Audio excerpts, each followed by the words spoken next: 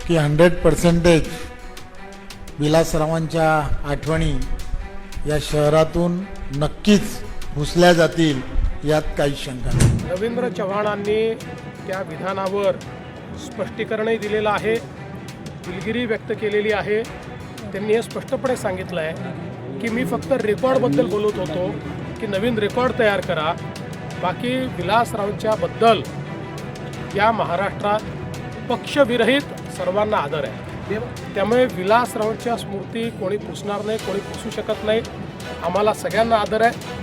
आम्ही जरी काँग्रेसच्या विरुद्ध लढत असलो तरी देखील विलासरावांच्या संदर्भात आमचं सगळ्यांचं असं मत आहे की महाराष्ट्रातले जे प्रमुख नेते आहेत, ज्यांनी महाराष्ट्रामध्ये उत्तम काम केलं, त्यापैकी एक विलासराव आहेत. आणि हे स्पष्टीकरण रवींद्र चव्हाण साहेबांनी दिलेलं आहे. आणि याच्या पुढे जाऊन कोणीही निवडणुकीच्या काळात दिलगिरी व्यक्त करत नाही, पण त्यांनी दिलगिरी व्यक्त केली आहे कारण त्यांच्या वक्तव्याचा चुकीचा अर्थ निघालेला.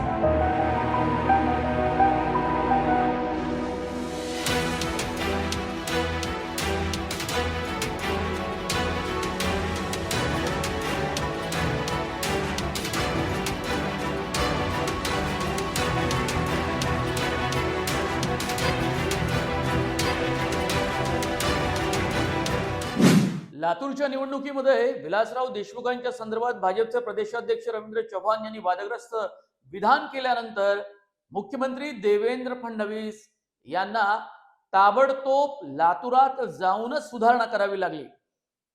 रवींद्र चव्हाणांच्या या विधानाचा फटका भाजपला बसतोय हे वेळीच भाजपच्या लक्षात आलं आणि चव्हाणांच्या या विधानावर महाराष्ट्रामध्ये काँग्रेसच्या नेत्यांकडून संतप्त प्रतिक्रिया उमटली आणि राजकीय वर्तुळात सुद्धा आश्चर्य व्यक्त केलं गेलं. लातूरमधल्या चव्हाणांच्या या वक्तव्याचा फटका लातूरातच नव्हे तर महाराष्ट्रात काही ठिकाणी बसू शकतो आणि भाजपबद्दलची लोकांची भूमिका काही वेगळी होऊ शकते याचा अंदाज भाजपला आला असावा आणि म्हणून देवेंद्र फडणवीसांना लातूरात जाऊन भर सभेमध्ये विलासराव देशमुखांच्या संदर्भात गौरवोद्गार काढावे लागलेले आहे. नेमकं काय घडलं आणि लातूरात या विलासरावांच्या वक्तव्याबाबत नेमक्या प्रतिक्रिया काय आहे याचा अंदाजही आपण घेणार आहोत. आणि ऐन महानगरपालिकांच्या निवडणुकीमध्ये नेत्यांची ही वादग्रस्त वक्तव्य त्यांच्या पक्षाच्याच अंगलट कशी येत आहेत तेही आपण पाहणार आहोत. नमस्कार, मी मनोज भोयर, नवराष्ट्र डिजिटलमध्ये आपल्या सर्वांचं स्वागत आहे. भाजपचे प्रदेशाध्यक्ष रवींद्र चव्हाण लातूरात भाजपच्या प्रचार सभेत म्हणाले की विलासराव देशमुखांच्या आठवणी पुसून टाकल्या जातील. खरं तर विलासराव देशमुख आता हयात नाही आणि विलासरावांच्या संदर्भामध्ये अशा प्रकारचं वक्तव्य हे काँग्रेसला अजिबात पसंत पडलं नाही. देशमुखांच्या घरातूनच त्यावर टीकेची जोड उठवली गेली, त्याला उत्तर दिलं गेलं. अमित देशमुख जे लातूरचे आमदार आहेत, काँग्रेसचे माजी मंत्री आहेत, त्यांनी सुद्धा चव्हाणांच्या या वक्तव्याचा खरपूस समाचार घेतला. इतकंच नव्हे, अमित देशमुखांचे बंधू बॉलिवूड अभिनेते रितेश देशमुख यांनी म्हटलंय की विलासरावांचं नाव हे लोकांच्या मनात आहे, त्यामुळे ते कधीही पुसून टाकलं जाणार नाही. रितेश देशमुख यांची भूमिका अत्यंत संयत होती, संयमीपणे आपली त्यांनी प्रतिक्रिया दिलेली आहे चव्हाणांच्या या वक्तव्यावर. मात्र चव्हाणांच्या या वक्तव्यानंतर हर्षवर्धन सपकाळ जे काँग्रेसचे प्रदेशाध्यक्ष आहेत, त्यांनीही असं वक्तव्य केलं की विलासरावांचं नाव पुसून टाकणारा महाराष्ट्रात कोणी निर्माण झाला नाही. या सगळ्या वादंगानंतर भाजपनं त्याची दखल घेतली आणि भाजपच्या वरिष्ठ नेत्यांमध्येही चलबिचल सुरू झाली की रवींद्र चव्हाणांना असं वक्तव्य करायला नको होतं. याची पुरती जाणीव देवेंद्र फडणवीसांनाही झाली आणि म्हणून लातूरमध्ये त्यांनी भाजपची प्रचार सभा घेत असताना रवींद्र चव्हाणांच्या या वक्तव्याचा उल्लेख करत चव्हाणांना तसं बोलायचं नव्हतं. भाजपचा नवा रेकॉर्ड हा लातूरमध्ये या महानगरपालिकेच्या निवडणुकीत तयार करायचा आहे आणि म्हणून त्यांचं वक्तव्य वेगळ्या पद्धतीनं माध्यमांमध्ये चर्चिलं गेलं, वेगळे त्याचे अर्थ काढले गेले. असं सांगून देवेंद्र फडणवीस असं म्हणाले की महाराष्ट्राच्या विकासात, महाराष्ट्राच्या जडणघडणीमध्ये विलासराव देशमुखांचं मोठं योगदान आहे, त्यांच्याबद्दल आम्हाला नितांत आदर आहे. आमची भूमिका ही काँग्रेसच्या विरोधात जरी असली तरी सुद्धा विलासरावांच्या बद्दल आमच्या मनामध्ये आदर आहे. हे फडणवीसांना लातूरात जाऊन सांगावं लागलं. याचं कारण असं की लातूर मधल्या राजकीय वेगवेगळ्या पक्षांच्या नेत्यांना सुद्धा रवींद्र चव्हाण यांचं वक्तव्य हे खटकलं. इतकंच नव्हे, महाराष्ट्राच्या राजकारणात वेगवेगळ्या पक्षांच्या नेत्यांना सुद्धा चव्हाणांचं हे वक्तव्य अजिबात पसंत पडलं नाही. ऐन महानगरपालिकेच्या या निवडणुकीच्या प्रचारामध्ये वेगवेगळे वाद नेत्यांच्या वक्तव्यामुळे उद्भवत आहेत, त्यांच्या अंगलट येत आहेत. केवळ रवींद्र चव्हाणच नव्हे, इतर पक्षांचे नेते सुद्धा त्यात सहभागी आहेत. अशा निवडणुकांमध्ये वादग्रस्त वक्तव्य करण्याची खुमखुमी जणू नेत्यांमध्ये आपल्याला दिसून येते. ती केवळ या महानगरपालिकेच्या निवडणुकीतच नव्हे, विधानसभेच्या आणि लोकसभेच्या निवडणुकीत सुद्धा आपल्याला अशी अंगलट येणारी वक्तव्य आणि पक्षाला भोवणारी वक्तव्य सुद्धा केलेली आपण पाहिलीच आहे. लातूरात त्यांना भाजपचा तिथला स्थानिक वचननामा जाहीर करून त्यावर बोलता आलं असतं, काँग्रेसच्या भूमिकेवर बोलता आलं असतं, पण थेट त्यांनी विलासरावांचा संदर्भ देत एक वेगळ्या पद्धतीचं वादाला कारणीभूत ठरेल असं वक्तव्य केल्यामुळे भाजपचे नेते सुद्धा चिंतेत पडले. आणि याची पूर्ती जाणीव ही देवेंद्र फडणवीसांना होती, कारण वेगवेगळ्या नेत्यांच्या संदर्भामध्ये वक्तव्य करत असताना देवेंद्र फडणवीस हे पुरेपूर काळजी घेतात.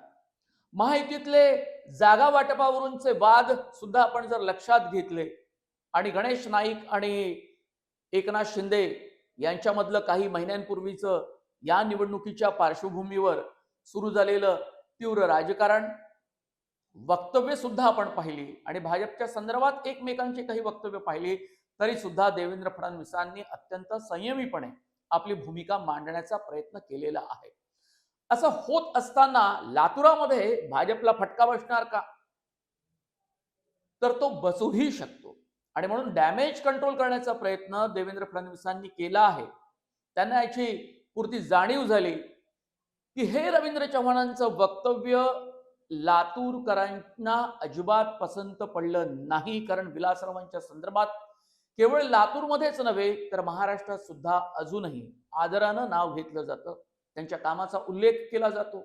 काँग्रेसच्या संदर्भात नेत्यांची नावं जेव्हा घेतली जाते तेव्हा विलासराव देशमुख यांच्यासारखा नेता आज पावे तो काँग्रेसला मिळाला नाही, तसं नेतृत्व काँग्रेसला लाभलं नाही, हे इतर पक्षांचे नेते सुद्धा म्हणतात. आणि भाजपचे तळागाळातले कार्यकर्ते आणि नेते सुद्धा हे कबूल करतात की असा प्रभावी चेहरा काँग्रेसला अजूनपर्यंत गवसला नाही. आणि तो जर तसा गवसला असता तर काँग्रेसची स्थिती महाराष्ट्रातली अत्यंत वेगळी असती. आज घडीला काँग्रेसकडे तसे नेते नाही आणि म्हणून त्यांच्या नावाचा करिश्मा, त्यांच्या आठवणी, त्यांच्याबद्दल माध्यमांमध्ये होणारी चर्चा याची जाणीवही देवेंद्र फडणवीसांना आहे. म्हणून वेळीच त्यांनी हा सगळा वाद सावरण्याचा प्रयत्न केला. हा वाद पुढे जास्त वाढू नये यासाठीच देवेंद्र फडणवीसांचं वक्तव्य हे महत्वाचं वाटतं आणि तेही बुधवारच्या सभेमध्ये. फडणवीसांना आपल्याच पक्षातल्या मोठ्या नेत्यांमुळे उद्भवलेला वाद सावरण्यासाठी कसरत करावी लागते. दुसरीकडे अकोट नगर परिषदेमध्ये अकोट विकास मंचाची स्थापना झाली आणि त्यात भाजपनं MIM सोबत युती केलेली आहे. या अकोटच्या विकास मंचामध्ये दोन्ही ठाकरे आहेत, त्यांचे पक्ष आहेत, शिवाय प्रहार हा सुद्धा पक्ष आहे. आणि तिथे आपण पाहिलं की वेगवेगळ्या पक्षाचे लोक हे सत्ता स्थापनेसाठी सरसावले आहेत. पण ही भाजपची MIM सोबत असलेली युती ही देवेंद्र फडणवीसांनाही अजिबात रुचली नाही आणि अशा प्रकारची हात मिळवणी MIM सोबत ही खपवून घेतली जाणार नाही आणि त्यांच्यावर कारवाई होईल असं देवेंद्र फडणवीसांनी म्हटलं. तिथले स्थानिक आमदार प्रकाश भारसाकडे यांना कारणे दाखवा नोटीस सुद्धा पाठवली गेलेली आहे. दुसरीकडे अंबरनाथ मध्ये सुद्धा भाजपनं काँग्रेसशी युती केली. आता तिथले काँग्रेसचे नेते प्रदीप पाटील यांना निलंबित करण्यात आलं आणि केव्हांवरती सुद्धा कारवाई ही काँग्रेसकडून सुद्धा प्रदेशाध्यक्ष हर्षवर्धन सपकाळ यांच्याकडून सुद्धा झालेली आहे. आणि अंबरनाथ नगर परिषदेमध्ये भाजप आणि काँग्रेसची युती ही अभद्र युती असल्याचं एकनाथ शिंदे यांच्या पक्षाच्या नेत्यांनी सुद्धा म्हटलेलं आहे. अशी कोणती गरज भाजपला पडली ज्यामुळे अकोट आणि अंबरनाथ नगर परिषदेमध्ये